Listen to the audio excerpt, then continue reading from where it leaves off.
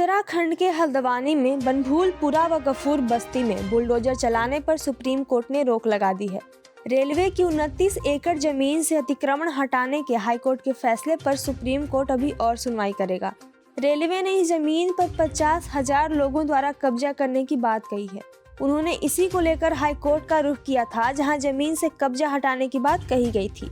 सुनवाई के दौरान आज शीर्ष न्यायालय ने मानवीय एंगल को देखते हुए फिलहाल बुलडोजर न चलाने का आदेश दिया है। अब मामले में अगली सुनवाई 7 फरवरी को होगी। कोर्ट द्वारा कई बातें इस सुनवाई में कही गई। आइए जाने मामले से जुड़ी 10 बड़ी बातें। पहला, सुप्रीम कोर्ट ने आज मामले की सुनवाई करते हुए कहा कि इस मामले में मानवीय एंगल जुड़ा है और बुलडोजर चलाकर एकदम सभी 50,000 लोग कैसे हटेंगे। दूसरा, शीर्ष न्यायालय ने आगे उत्तराखंड हाईकोर्ट के फैसले पर रोक लगाते हुए कहा कि वे इस मामले में भी और सुनवाई करेंगे और 7 फरवरी की अगली तारीख भी दी। तीसरा, सुप्रीम कोर्ट ने सुनवाई के दौरान कहा कि रातों रात 50,000 लोग आखिर कैसे हटाए जा सकते हैं। चौथा, कोर्ट ने मामले में रेलवे और उत्तराखंड सरकार को नोटिस जारी कर जवाब मांगा। पांचवा, न्यायमूर्ति एस के कौल और न्यायमूर्ति एस ओका की पीठ ने कहा कि यह एक मानवीय मुद्दा है और कुछ व्यवहारिक समाधान खोजने की जरूरत है। छठा, उत्तराखंड के सीएम पुष्कर सिंह धामी ने फैसला आने पर कहा कि वे इस बात पर कायम हैं कि यह रेलवे की जमीन है।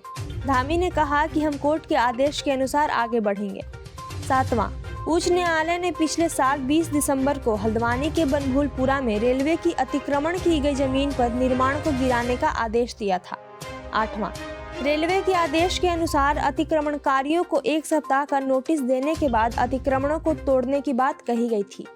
नौवां, एससी में निवासियों द्वारा दाखिल अर्जी में कहा गया था कि उच्च न्यायालय ने विवादित आदेश पारित करने में गंभीर गलती की है। याचिका में कहा गया था कि याचिकाकर्ताओं सहित कई लोगों के मामले जिला मजिस्ट्रेट के समक्ष अभी तक लंबित हैं।